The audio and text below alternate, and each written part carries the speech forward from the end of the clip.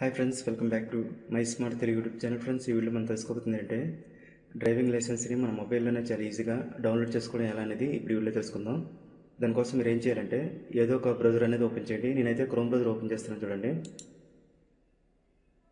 ఈ విధంగా browser open చేసిన తర్వాత ఇక్కడ సెర్చ్ బార్లో ఏపీఆర్టీఏ అని టైప్ చేసి సెర్చ్ చేయాలి. నేను ఆంధ్రప్రదేశ్లో ఉన్న వాళ్ళ కోసం చెప్తున్నాను డ్రైవింగ్ లైసెన్స్ ఎలా డౌన్లోడ్ చేసుకోవడం అనేది.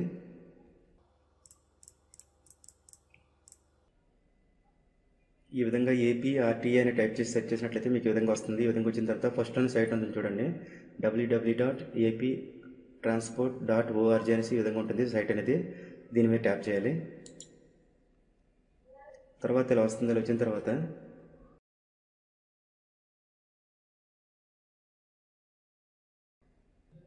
ఈ పైన లైసెన్స్ అనేసి ఇలా ఉంటుంది. ఈ లైసెన్స్ అనేది దీని మీద ట్యాప్ చేయాలి.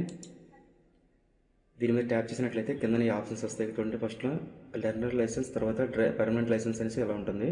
ఈ రెండింటిలో దేని తెలుసుకున్నా పర్లేదు, దేని సెలెక్ట్ చేసినా సరే ఒకే పేజీలోకి తీసుకెళ్తుంది. నేనైతే పర్మనెంట్ లైసెన్స్ అనేది దీన్ని సెలెక్ట్ చేస్తున్నాను. సెలెక్ట్ చేసిన తర్వాత ఈ విధంగా వస్తుంది. ఈ విధంగా వచ్చిన తర్వాత ఈ పైన 3 లైన్స్ ఉన్న చూస్తే దీని మీద ట్యాప్ చేయాలి. తర్వాత ఇలా వస్తుంది. వచ్చిన తర్వాత కొద్దిగా ఇలా స్క్రోల్ చేసినట్లయితే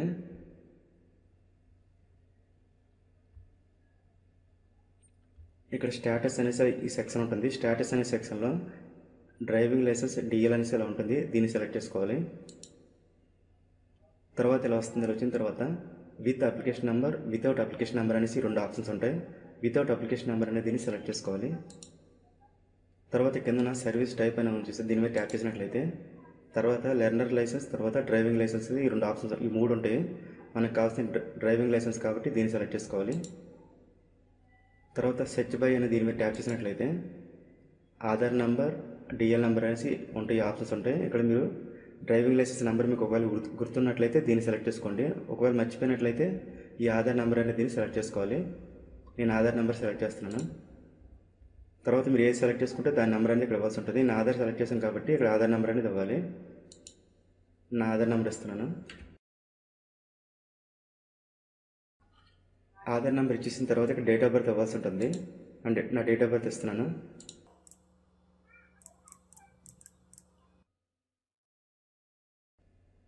డేట్ ఆఫ్ బర్త్ ఇచ్చేసిన తర్వాత ఇక్కడ మొబైల్ నెంబర్ ఇవ్వాల్సి ఉంటుంది. ఈ మొబైల్ నెంబర్ ఇచ్చినా పర్లేదు, ఇవ్వకపోయినా పర్లేదు.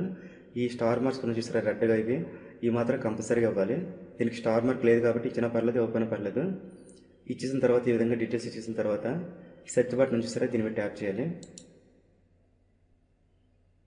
చూడండి, సెర్చ్ బటన్ మీద ట్యాప్ చేసిన తర్వాత మన లైసెన్స్ డీటెయిల్స్ అనేది మనకి ఈ విధంగా కింద ఈ విధంగా కనిపిస్తాయి చూడండి. మన లైసెన్స్ నెంబరు, మన నేమ్ మొత్తం అన్నీ కూడా కనిపిస్తాయి చూడండి. ఇక్కడ అప్లికేషన్ స్టేటస్ అప్రూవ్డ్ అని చూపించేసారా. ఇక్కడ చూడండి డౌన్లోడ్ ఆప్షన్ కనిపిస్తారు కింద ఈ విధంగా డౌన్లోడ్ ఆప్షన్ కనిపిస్తుంది. దీని మీద ట్యాప్ చేసినట్లయితే మన అప్లికేషన్ అనేది, మన డ్రైవింగ్ లైసెన్స్ అనేది డౌన్లోడ్ అయిపోతుంది. చూడండి, ట్యాప్ చేస్తున్నాను. చూసారా, లైసెన్స్ అనేది డౌన్లోడ్ అయిపోయింది.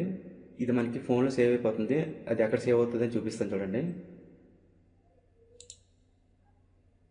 ఈ డౌన్లోడ్ అయ్యింది ఎక్కడ ఉంటుందంటే ఫైల్ మేనేజర్లోకి వెళ్ళినట్లయితే చూడండి, ఫైల్ మేనేజర్ చూసారా, దీన్ని ఓపెన్ చేసినట్లయితే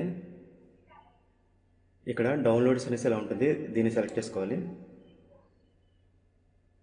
చూడండి, డౌన్లోడ్స్ అనే దగ్గర ఇక్కడ మనకి మన లైసెన్స్ అనేది డౌన్లోడ్ అయిపోయి మనకి ఇక్కడ కనిపిస్తుంది. దీని మీద ట్యాప్ చేసినట్లయితే చూసారా లైసెన్స్ అనేది వచ్చేసింది, డౌన్లోడ్ అయిపోయి. దీన్ని మనం ప్రింట్అవుట్ కావాలంటే మన దగ్గరలో ఉన్న నెట్ సెంటర్కి వెళ్ళి మనం ప్రింట్అవుట్ కావాలంటే ప్రింట్అవుట్ తీసుకోవచ్చు, లేదంటే మన మొబైల్లోనే సేవ్ చేసి ఉంచుకోవచ్చు. సో ఇంతే ఫ్రెండ్స్, ఈ వీడియో మీకు నచ్చితే లైక్ చేయండి, మీ ఫ్రెండ్స్కి షేర్ చేయండి. ఇటువంటి మరిన్ని ఇంట్రెస్టింగ్ వీడియోస్ మీకు కావాలంటే ఈ క్రింద కనిపిస్తున్న సబ్స్క్రైబ్ బటన్ క్లిక్ చేసి పక్కన ఉన్న బెల్ ఐకాన్ని యాక్టివేట్ చేసుకోండి. Thank you.